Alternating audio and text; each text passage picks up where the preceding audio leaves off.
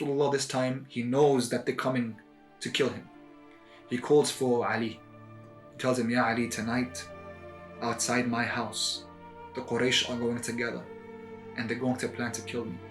I have received news from Allah subhanahu wa ta'ala this would happen, and the order has come for you to sleep in my bed, for them to think that you are I, whilst I make my way to Medina. Imam Ali alayhi salam, his eyes light up and he tears up. Hamza has already left. Now Ali is by himself and he says, Ya RasoolAllah, I finally have the opportunity. His eyes teared up of joy that he was finally going to give his life for Rasulullah. So the Prophet looks at him and he says, Ya Ali, Allah subhanahu wa ta'ala tests those he loves most, and he loves his prophets, and right now he is testing me the way he tested Nabi Ibrahim with Ismail. And here Rasulullah, he has only Ali left. After everything and all the loved ones he has lost, now he faces the prospect of losing Imam Ali. So he brings him to his chest and they hug and embrace, and Rasulullah tears up. He tells him, I leave Fatima in your hands. You bring her to me afterwards. And you have to give the amanat to the people, because Rasulullah was al-Sadiq al-Amin. Everyone would leave all their goods with the truthful one. Even though they hated him, he was known as the truthful one and the trustworthy one. They would leave their amanat with them, their money, their gold, for safekeeping. Rasulullah had to give them back. This shows the truth of a person. Imam Sajjad alayhi salam always said, know someone by the way in which they return the trust. بِرَدِّ الْأَمَانَةِ. And so Rasulullah tells Imam Ali, you have to give the amanat back. Imam Ali agrees if he makes it through the night that he would be the one to give back the amanat.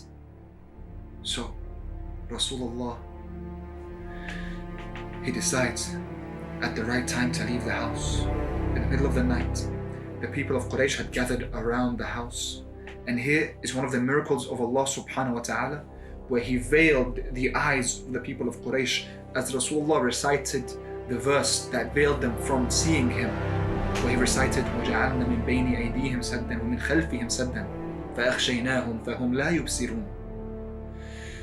They could not see Rasulullah leaving the house in the middle of the night. He left. Allah subhanahu wa ta'ala put a veil before their eyes. Rasulullah left. As he is leaving to make his way to Medina, he comes across Abu Bakr, who should have been in Medina by now, because Rasulullah had told everyone to leave. So Abu Bakr should not even have been in Mecca. Of course, he does not leave him there. If the Quraysh see him and find him after Rasulullah had left, they would torture him, they would hurt him, they would kill him, let alone, perhaps he would even tell them that he saw Rasulullah.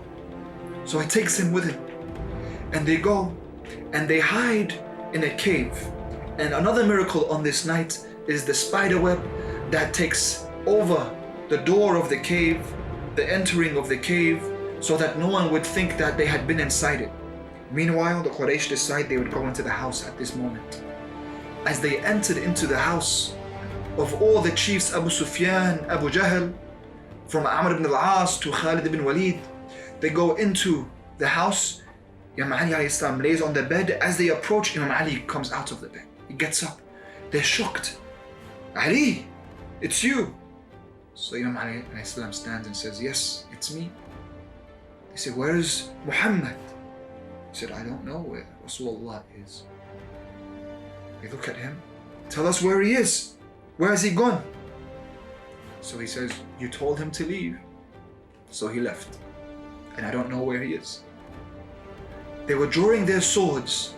Imam Ali alayhi salam saw Khalid ibn Walid as the closest one, and he struck his hand, so the sword fell from his hand and he picked it up. And here, the tables were turned. Now Imam Ali alayhi salam had a sword in his hand, and they all had swords surrounding him. Again, the same scene as what happened before in the Aqaba. Imam Ali alayhi salam stood and they stood. And the war was coming. The time would come when they would all battle. But they were not prepared to battle him there and then. So they decided, we must leave straight away. Everyone hurry. Everyone look.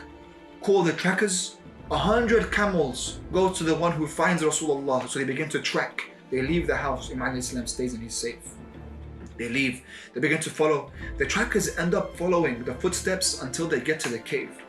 But they don't even think to check in the cave. They don't look in the cave because the spider web is there. They believe he couldn't have been in there, so they move past it. They lose the track of RasoolAllah, and thereby thinking that now RasoolAllah has made his way to Medina.